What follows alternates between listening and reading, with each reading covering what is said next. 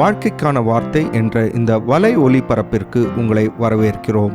இது ஆதியாகமம் முதல் வெளிப்படுத்துதல் வரை முழு வேதாகமத்தையும் உள்ளடக்கிய ஒரு தினசரி தியானமாகும்.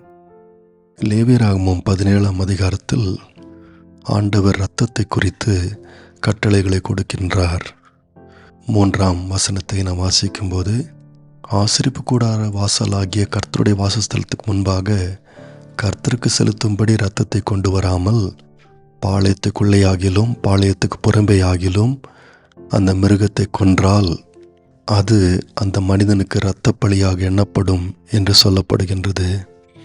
அதாவது இஸ்ரவேல் ஜனங்கள் கர்த்தருக்கே அல்லாமல் வேறெந்த ஒரு விக்கிரகத்திற்கோ பலிகளை செலுத்தக்கூடாது என்பதுதான் இதனுடைய அர்த்தமாக இருக்கின்றது. இந்த தடையின் மூலம் இஸ்ரவேல் ஜனங்கள் விக்கிரக ஆராதனையில் ஈடுபடக்கூடாது என்பதை ஆண்டவர் தெளிவுபடுத்துகின்றார். 7ஆம் வசனம் இன்னும் தெளிவாய் சொல்லுகிறது போல, தாங்கள் சோர மார்க்கமாய் பின்பற்றுகிற பேய்களுக்கு தங்கள் பலிகளை இனி செலுத்தாதிருப்பார்களாக என்று ஆண்டவர் சொல்லுகின்றார்.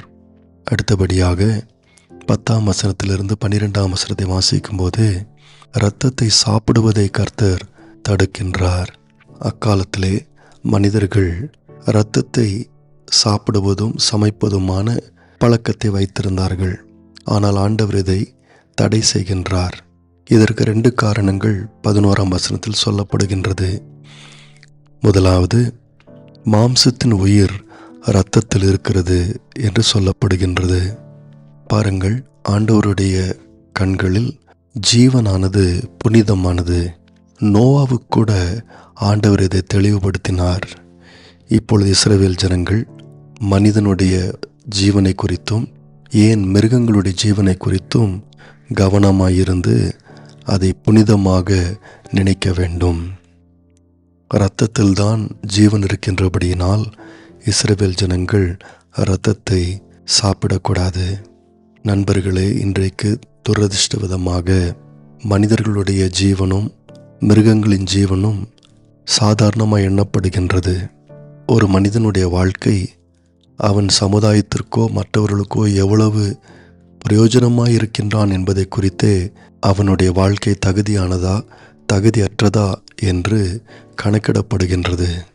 தெருவோரத்தில் கடை போட்டு கொண்டிருக்கும் ஒருவனுடைய வாழ்க்கையை காட்டிலும் பிரபலமான ஒருவனுடைய வாழ்க்கை மிக உயர்ந்ததாக எண்ணப்படுகின்றது.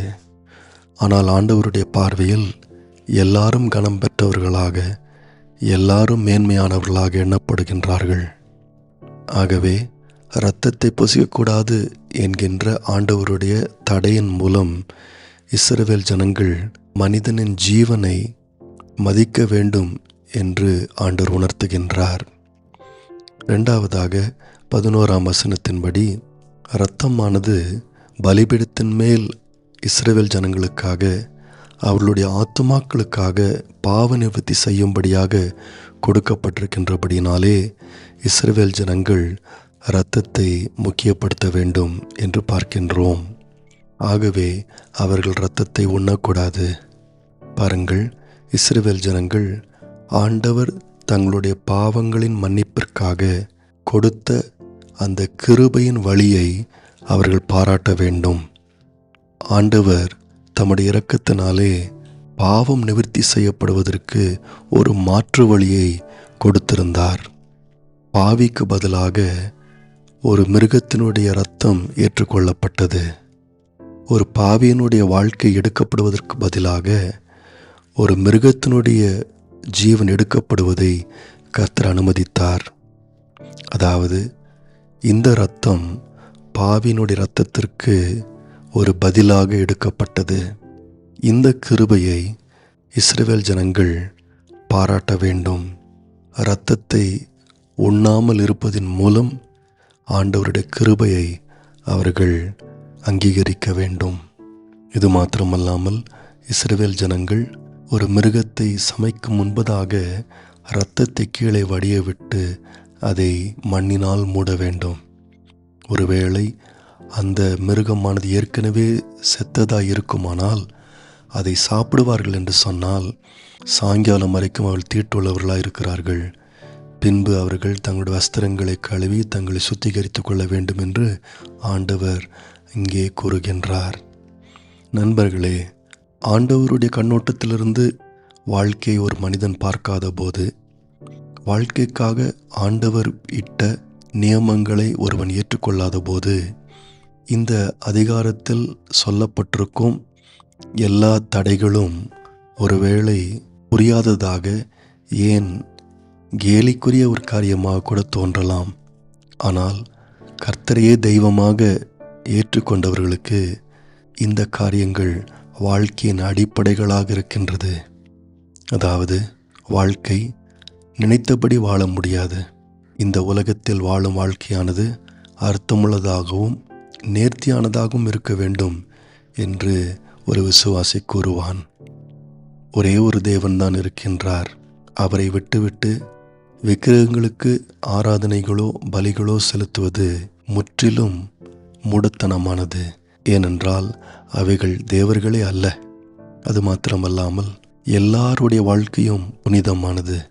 இதை நாம் ஏற்றுக்கொள்ளவில்லை என்றால் உலகத்தில் வாழும் எந்த மனிதனுடைய வாழ்க்கை தகுதியானது, தகுதி இல்லாதது என்று சொல்லி நாம் வெறுமனே பட்டிமன்றம் மாத்திரம் நடத்தி கொண்டிருக்க முடியும்.